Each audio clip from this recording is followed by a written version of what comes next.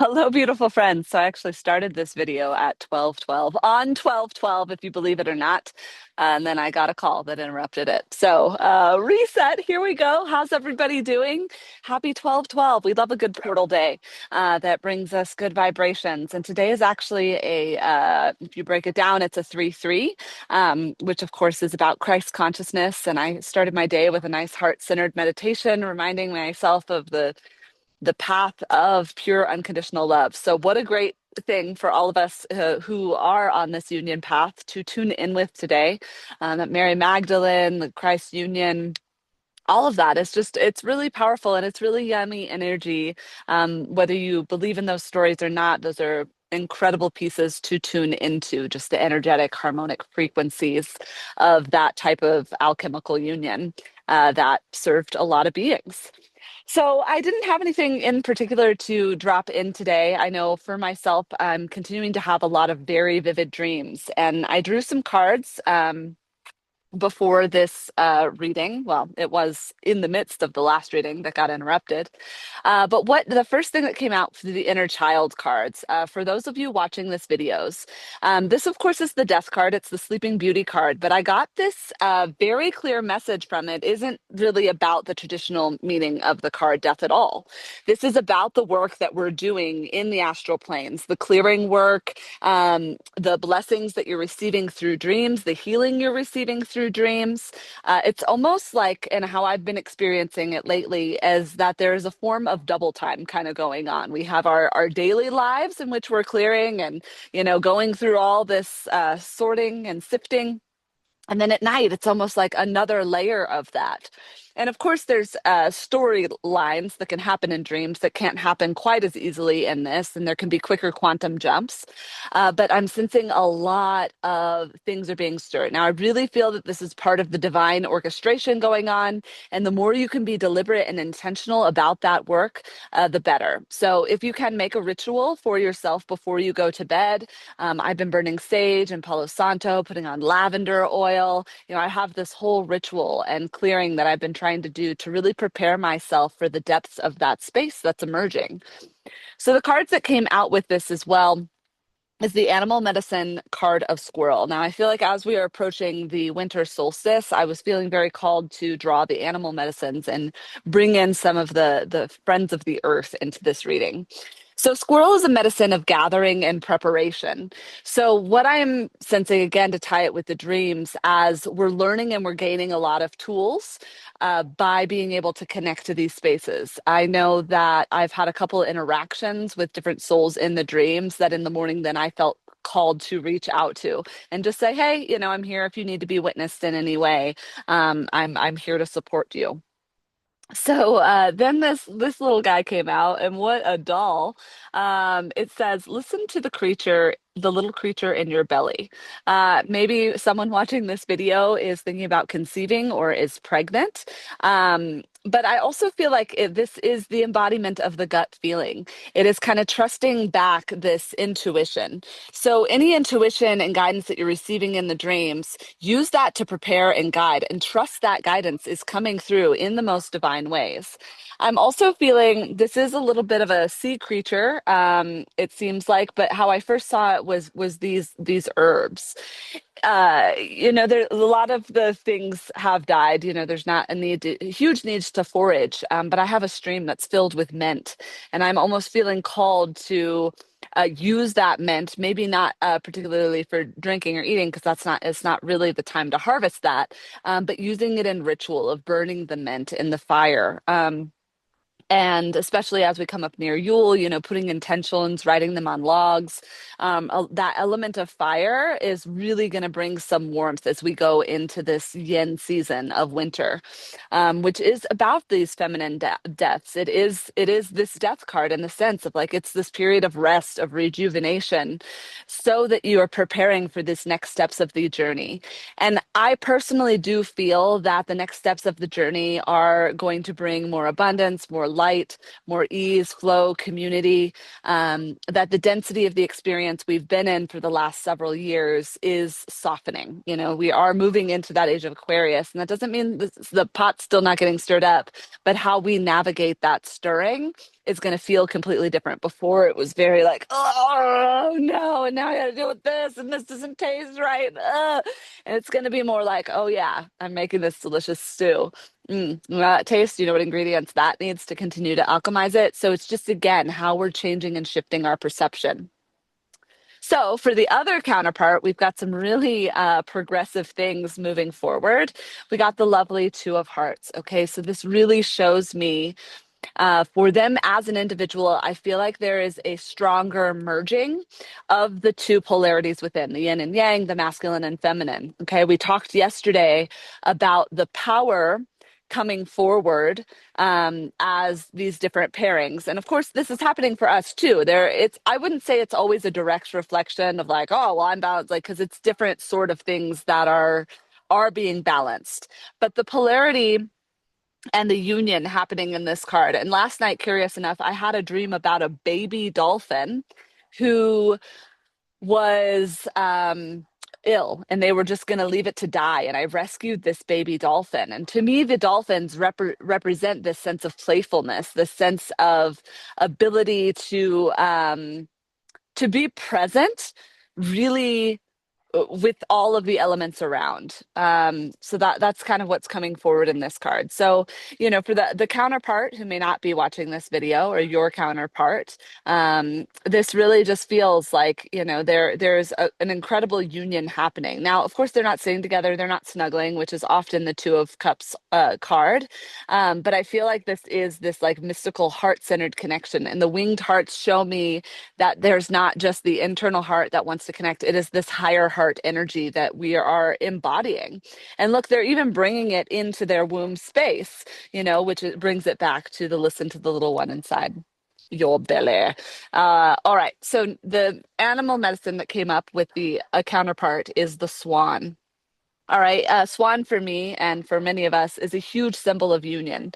And I've been talking about it a lot. I've been talking about how um, I get this strong visualization of even when two lovers come together, you know, while we don't have those swan necks, it's like embodying our inner swan so that we create that vibration of love. And to me, this feels like a human version of when swans connect and they create that heart. All right, that's just like this true body. We're coming together, we're nuzzling, we're swanning around, we're being in union together, we're graceful. And what's beautiful is this card came out again in the same place it did yesterday. So this was Light the Candle of Grace. And what's more graceful than swan? So to me, this really feels this is the embodiment of that other counterpart coming into their own inner union so that they can move forward with that swan presence, that swan's grace, and they can light that candle of the grace as they move forward. Now, what we know about this candle from yesterday is there's a lot of lighting the way of the shadow, is continuing to bring light to the shadow. In the union-ish dream I had the other day, a big part of the messaging was actually that when I met that person in the dream, I didn't feel perfect. I did not feel embodied in my fullness self. That is what I imagine. Like, I imagine when I meet my counterpart, I'm just going to be this like incredibly radiant being who is healed and, you know, and it actually felt like I met them in a raw state where I knew that I was still kind of walking forward with some wounds, that I was mending that from the past in which I had been hurt. And perhaps even some of that dynamic between the couple themselves. Okay, so I think that that's also, you know, we look how these cards interact with each other. You know, if you have death and you have union, this is the bridge of the dark to the light, the death to the rebirth. This is the bridge that links the whole story together. This is the life review. Really powerful. If we bring these two together, you know, if we're gathering grace, what a beautiful thing. That feels like very similar to lighting the candle of grace. All right. Um, so this is really beautiful. Now for the shared cards, I got a very interesting thing. So in the shared energy, the first thing to come forward was Jack and the Beanstalk, which of course is the Hangman card. Now, what I get from this particular reading, again, there's a mirror component going in of, support from the heavens. Of course, we know the giant story is a little different, but if we take this story component out of it and just read the picture that's worth 1,000 words, what we see here is a giant who's almost like bringing light, is watching over, is looking, is supporting. He hasn't cut down the beanstalk or anything yet. He might even be holding up the other edge to keep it taut so he doesn't fall. All right. So in this, I hear just a lot of the reversed perspective. What is coming through right now for union couples is an increased awareness of the greater visions that are coming forward into this expansion.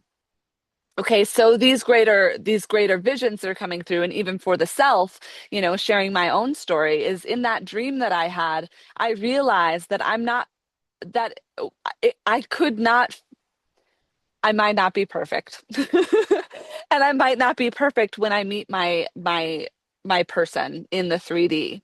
Now, as we know, the 3D is the 5D, and the 5D is the 3D, and the merging is getting more and more similar, and we're tuning more into the 5D reality as we're in these bodies, which is the whole point of our ascension process, right? Is being able to enact from those higher places while in the body, from love and compassion and clarity of mind. So the message I get here is really this clarifying light that's coming to the awareness around union in itself, an awareness around the counterpart and what their journey has actually been. And I know for myself, it's like I'm almost calling in a witnessing of the extensiveness in which I have held, because even in the fairy tales, it's often shown that, and some of them, not all, but the feminine is going through the alchemical process, and then the man just kind of shows up awoken. We don't really fully see how he's navigating his ascension process in that. So there's less of a template, at least that I'm aware of. We see a little bit of it in Sleeping Beauty. We even see a little bit in the Jack and the Beanstalk of his egoic identities being shed and having to be shifted. The animal medicine card that came forward was Badger. And as we know, the Badger is the aggressive healer. Is really getting down to the roots, is creating these roots, and healing as aggressively. So this isn't a hangman in a suspension type of process of just wait, just wait. No, this is an aggressive time of reversing the perspective, of shaking you up. And maybe aggressive is not the right word, maybe an assertive time of awareness that's moving through with dramatic precision. All right. And what's beautiful about the card that came forward with our Wild Things Oracle is this friend here. It says, remember who you are. So I feel like this is the overall message here, is this sudden coming into the fullness of your being. And as we remember ourselves and each other, we remember why we're actually here, remember what we're meant to do. The whole process is about remembering. But the beauty of that is, and I wanted to make a correction after I had a download yesterday, because I've been using the phrase come whole or come not at all. And I don't want that to be a deterrent. But coming whole to a process is saying, here's what I know about myself. Here's where I'm coming from. Here's where I'm going. And here's where I currently am. That is what wholeness actually is. And as we step into this wholeness, and as we magnetize another who mirrors that wholeness of here I am, here's where I'm coming from, here's where I'm going, here's where we are, that's where the true magic is, because wholeness comes from vibrating with the most of your being, the most of your sensitivity, so that you may show up and say, are we ready to move together instead of separate? And I think that's truly what a relationship is. And especially on this sacred union path, it is the agreement that the most beneficial way to continue to grow forward is to be together. And I think that's why so many of us for so long have been in more longing energies, because there is that yearning to call that in, to bring it forth, and for it to happen now. But it couldn't happen any sooner than it was meant to be.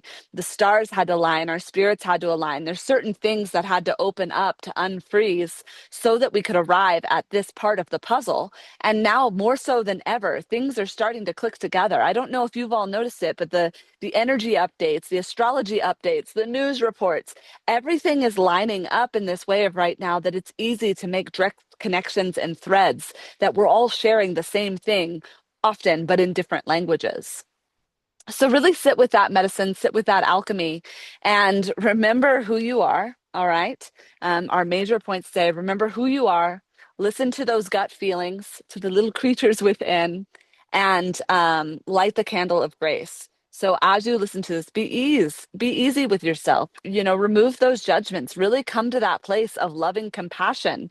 And if you're feeling an intensity around that, or you're doing things different than if you can, remember to continue to adjust that perspective, because it's our perspective that shapes our story. Our story, I believe, is already outlined. It's the perspective that shifts it. And the perspective is what we have control of. Isn't that right, Timmy? I think he agrees. Well, I wish you many blessings today on your journey. Happy 12/12 portal, and I look forward to when we connect again. Feel free to send me a message if you'd like to do your own reading and energy activation, assessment, whatever comes up. I'm just going to flow with what the process is, because that's often the best way to do it. All right. Many blessings. Aho.